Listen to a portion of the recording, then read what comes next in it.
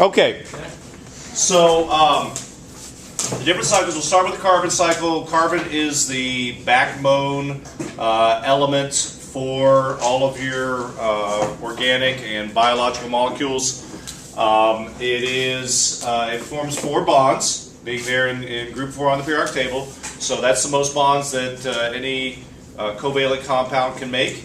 And consequently, that means it has the greatest variability, and it's kind of like a Lincoln log puzzle kind of thing that you can fit a whole bunch of stuff on. So it serves that purpose very well. It's also a very non-reactive kind of element, etc. And so it's ideal for that. And so it is crucial, of course, for any organisms to have. And its main processes in which it goes back and forth in the biosphere and the atmosphere, between the biosphere and the atmosphere, is the processes of photosynthesis and respiration. So, which one is represented here? Photosynthesis or respiration? The left is the products of photosynthesis. The left is the product of photosynthesis. That is correct. Very good, Miss Everson. Oh, right? So it's actually both. It's kind of a trick question. They're actually both here, except if we're normally reading from left to right, which we would do in a chemical reaction. You guys need to be off your phones, please. Then that actually going glucose plus oxygen yields carbon dioxide and water. What is that? Is that glucose? Is that photosynthesis or respiration? That's respiration, okay? We eat glucose, we breathe in oxygen, we're over here, it gets broken down in our cells, we exhale the carbon dioxide and water, all right? And then the plants, they absorb the carbon dioxide from the atmosphere, the water from the ground for the most part, put together glucose and give off oxygen as a byproduct, okay? So they're both the same equation, just one is the reverse of the other one, which works out great. Because in this way, we can, both the biomass of the carbon and perhaps even more importantly, the energy that's in the bonds of that carbon can be exchanged and go through the food chain. Mr. Justin. Without photosynthesis, we would not have oxygen in the air. We'd have an atmosphere. We've had an atmosphere prior to there being plant photosynthetic organisms, starting with algae. But it was not, there was a lot of nitrogen, a lot of methane, a lot of carbon dioxide, but very little oxygen because it was reacted out. So without plants, there would be no oxygen, there would be very, very little oxygen in the atmosphere. And that also means no ozone layer, which basically means that we would not have life on land for sure because of the radiation. Good question, by the way. All right, so what do we do? So anthropogenic impacts on the carbon cycle. The biggest thing that we do is we burn fossil fuels. That is releasing the carbon that has been stored down in the lithosphere back into the atmosphere. And as we see, that may be having some effects on our climate. So that's of concern to a lot of people. And then we tend to cut down a lot of trees. Okay, deforestation. So deforestation actually has 2 impacts on the carbon cycle in that, first of all, the wood that is cut down is usually burned, so that means it goes directly in the atmosphere, or if it's left to decompose, then it will, through the decomposition process, which is, by the way, respiration is the main thing that happens in decomposition, it'll go back up in the atmosphere also, okay? Will just take longer. So, but then the second impact it has on the carbon cycle is the fact that these plants now, or these trees, are now no longer going to be taking carbon dioxide out of the air anymore. So that offsets the balance of it. And by the way, it's pretty much dead even as far as the amount of photosynthesis and respiration that goes on in a given day. Even though you may consider that there's more producers out there than anything else by necessity, but they also respire. So that's an important concept to remember. The plants break down their own glucose. Most of the glucose they make, they actually use for their own energy purposes, and therefore it goes back out in the atmosphere as carbon dioxide. Okay, so like I said, it really pretty much balances out, and it's actually much more than we do with burning fossil fuels and stuff, so our CO2, but then it gets absorbed. So the issue is that we actually kind of set the balance off. Normally under natural conditions, like most things in nature, it's balanced, but because we're putting all this extra CO2 in the atmosphere that was in the ground, now that's could be causing a problem. Okay? All right, another big factor in the carbon cycle is the hydrosphere, and that is because of the property of CO2 that it is pretty water soluble. Okay, much more so, for example, than oxygen, and so it dissolves easily in water. We know that because of sodas. A soda, like Coca-Cola, is just a sugar water solution with carbon dioxide that's bubbled into it. So it gives it that fizziness, but also the carbon dioxide reacts with water to form carbonic acid, H2CO3. Okay, so that acids have a sour taste to it. That's what gives sodas the kind of a more tart taste, and that's also why if they're flat, why they taste different. Tastes more like syrup. Has anybody ever worked in a place where you had the soda fountain things? You had to hook up the CO2 line, right? So it's got a gas cylinder, and you got they got the syrup also, and then you've got water. They all mix together, and then it comes out as soda.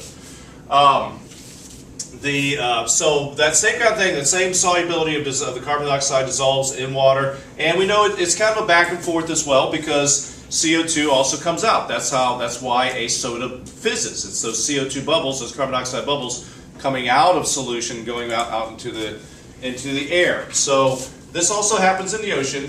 The main factor that determines whether the CO2 will stay in the water or not is the temperature of the water. Because colder water helps dissolve CO2 better, warmer water releases that CO2. Same analogy with the soda. If you have a warm soda, it will fizz much more than a cold one will. Okay? And that's because the water, the water molecules are not holding the CO2 in place anymore because they're moving faster, bouncing around more, so it's like they can't. It's like they're opening up and releasing those bubbles out in the atmosphere. So that normally happens as well in the ocean, pretty much even in that one as well. Pretty much the same amount of CO2 that dissolves into the ocean on any given day is about the same that comes out, except there is some that gets taken out of that equation because of this whole thing. And the fact is that when carbon dioxide dissolves in water, forms carbonic acid, but if you know your chemistry, what it actually is in the water, it's dissociated or dissolved. And so you have hydrogen ions that are floating around. Technically, they bind with water, but they're out there. And you also have carbonate ions that are produced from that. Okay.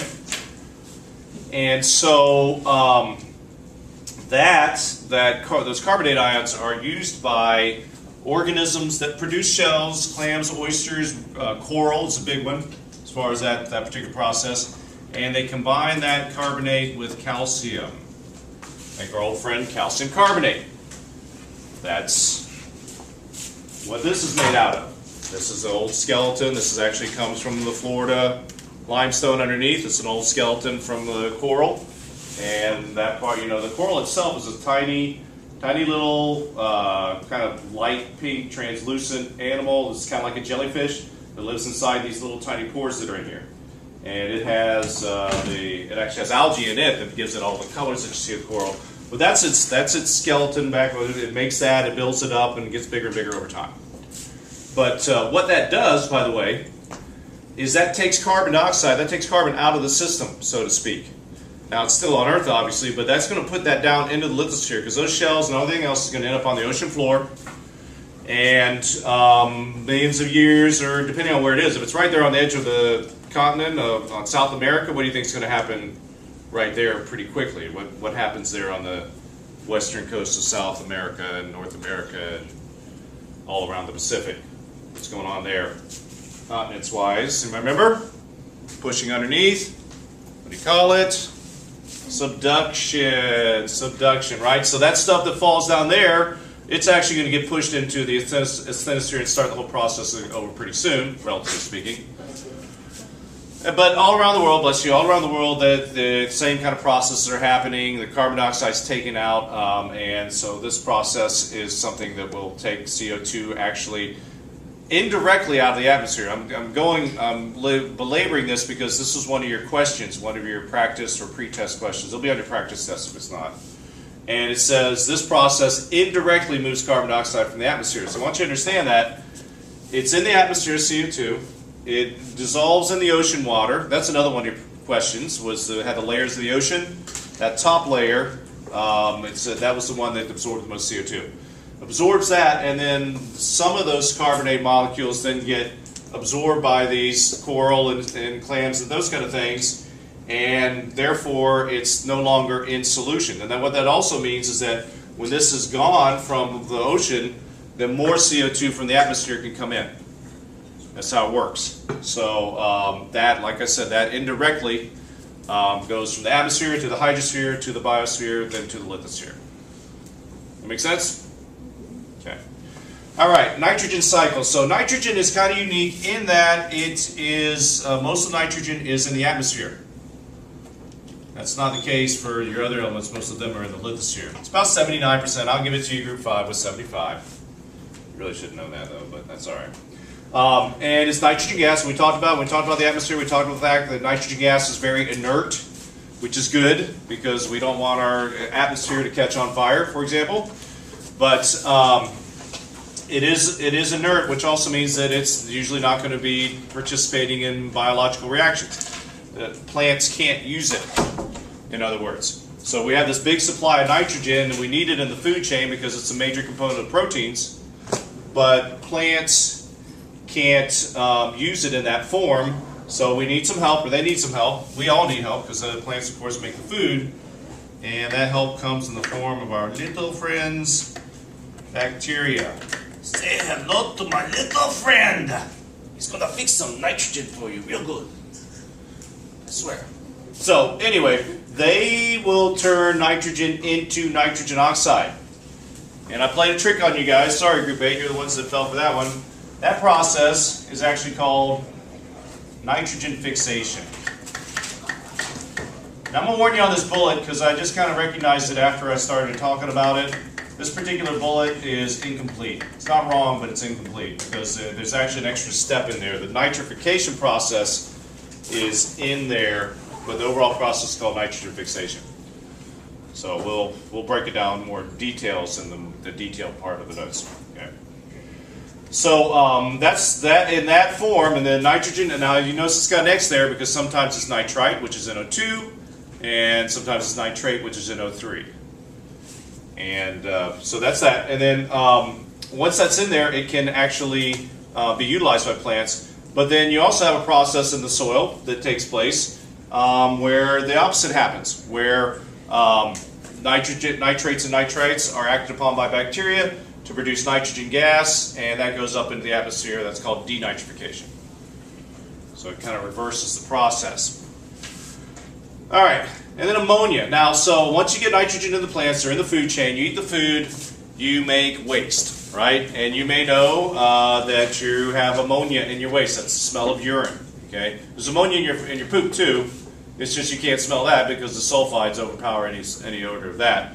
But you don't actually have ammonia. I should have said that. You don't actually have ammonia in your urine. You have something called urea. That's a byproduct, the breakdown of proteins because they've got nitrogen in them, and this is how your body excretes that. But urea is almost automatically acted upon by bacteria, both on your skin, in the toilet you're going in, on the ground, whatever, and they produce ammonia. Okay. So ammonia can be absorbed by plants. Urea cannot. If you remember when we talked about decomposers in the food chain, organic molecules cannot be absorbed by plants. They need decomposers to break them down so that they can. And this is part of that process. So as a matter of fact, in general, this is looking at the importance of these processes. The nitrogen cycle is the main activity that's going on in that recycling process we talked about that decomposers do. So hopefully that's fresh in your mind from when we talked about the food chain. And the decomposers will recycle nutrients, waste, and those kind of things that are in the soil. That's one of the big things. That's called ammonification. That's not up here, but I've got a table for you guys that gives more details on it because it's pretty complex. Okay. And so we can get back into the food chain, back into the plants, etc., so we can preserve our nitrogen that way. We've got input from nitrogen-fixing bacteria taking it out of the atmosphere. And nitrogen is very soluble, so it tends to end up in the water, and where it is either used by plants and gets back in the food chain, or it can go through denitrification and go back up into the atmosphere. So that's the cyclic part of that. Okay.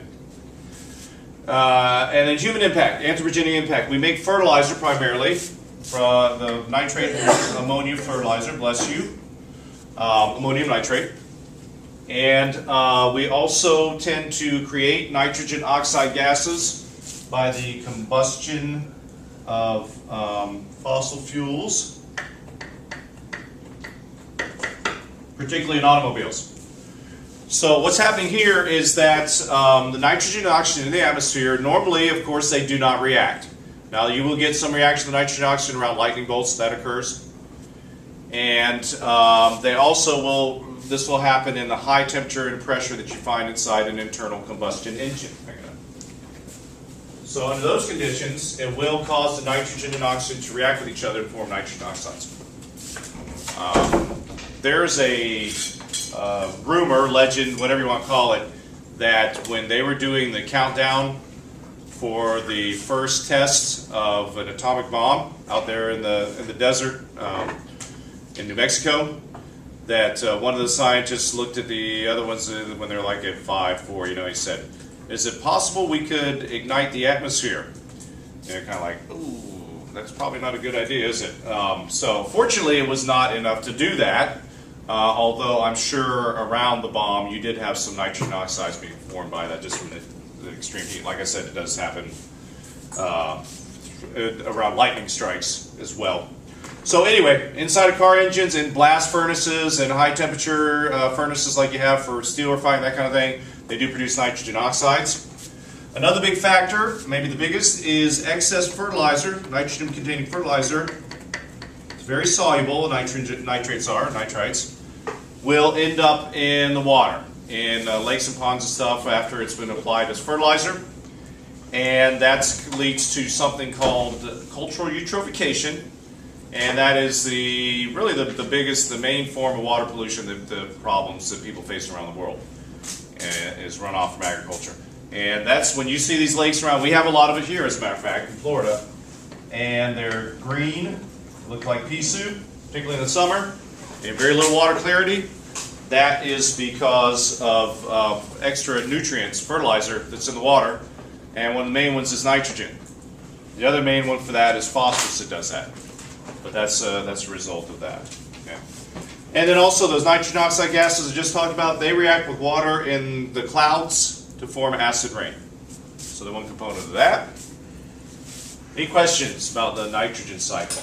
Very complex, like I said. We have diagrams, etc., to show you guys that maybe it'll break it down a little easier. But it's tough. You can spend, if you were an environmental science major, you'd get a whole semester just devoted to the nitrogen cycle.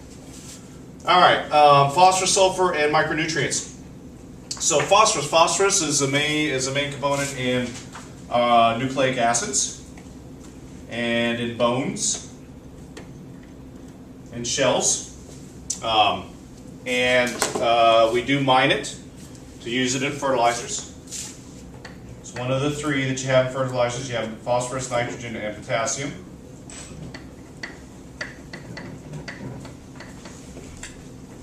It has also been used in detergents in the past, but that's been phased out a bit because of water pollution problems, something we'll also talk about later. And other things like explosives use phosphorus, matches use phosphorus. It's a very flammable substance. It is the second major factor in eutrophication I just talked about, the over-fertilization of lakes and stuff where they turn green and all that kind of stuff. So that is the other one, and what we'll see is they're actually what we call the limiting factor, but we'll talk about that later. I won't get into that right now. One of the unique things about phosphorus is that there's no gaseous part to it, for the most part. Phosphorus compounds, even if you burn phosphorus, the phosphorus oxides that are produced are pretty dense, and they end up cooling off and just kind of settling out on the ground and stuff. So they don't really travel. And this makes phosphorus fairly limited in how far it can go. This and the fact that it's very insoluble. Now, there are some soluble forms of phosphorus, and it is soluble in acid environments. But both of these things means that the phosphorus cannot really travel around the world through the wind and through water and everything else like a lot of the other minerals do. So that can make it a limiting factor. But it is an important mineral, and most of it is in the crust of the earth, and that's the way we get it. Now it's interesting because, like I said, phosphorus is not very soluble, but of course nature has a fix for everything. And what actually happens is that on the roots of plants, they have these little root hairs, and there's bacteria that are covering that live there. Okay, and bacteria, when they break down food, they produce acids. So you get this very low zone of acidity right around the roots of the plants, and that acidity dissolves phosphates and allows the plants to absorb them. And that works out really well because if they just were soluble in general, which actually happens when you have acid rain, then not only would the plants absorb it too quickly and overgrow and then use it up, but also the rainwater would wash it out of the soil. So the soil would be depleted of it very quickly if it weren't for the fact that they pretty much don't dissolve except right around the roots of the plant. So that's how that works. And then we got sulfur. Now sulfur is a major component of proteins.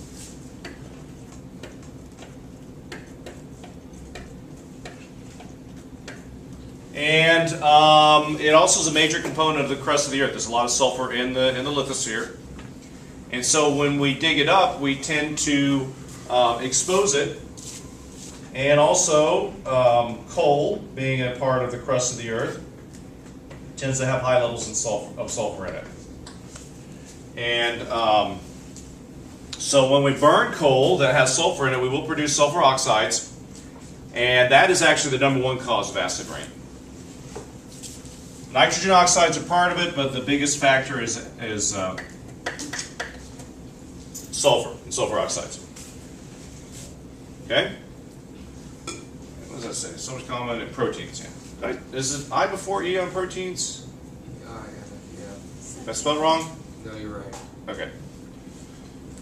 And all right. Any questions about phosphorus or sulfur? And then finally, that leaves us with the micronutrients. Basically, look on the back of a bottle of vitamins. You look at the minerals; those are a lot of your micronutrients that you need in your body, but they're in small amounts. Hence the term micro. However, yeah. Do you mean to put major cause of acid? Oops, acid rain. Acid rain, acid rain.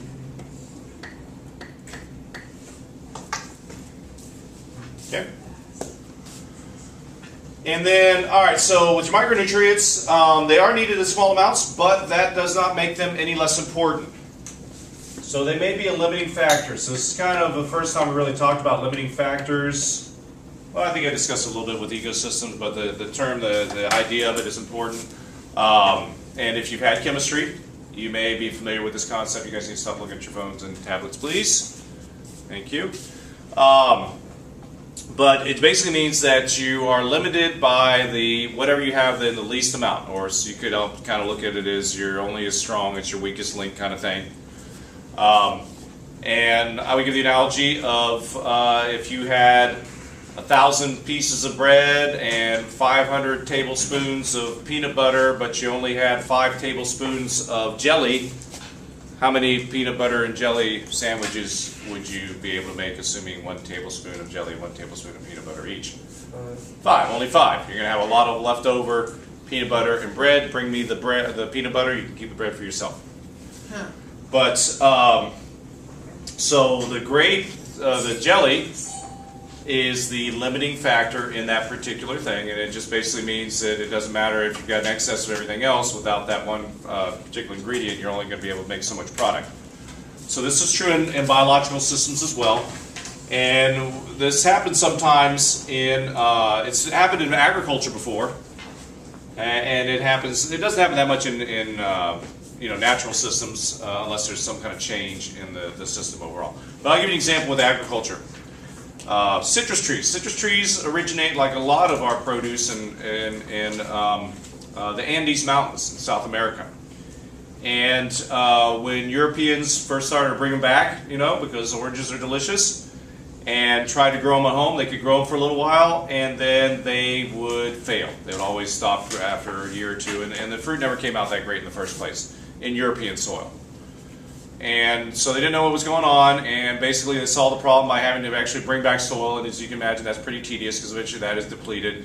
And it took them a while until somebody isolated the fact that the soil that came from the Andes Mountains had much higher levels of manganese in it.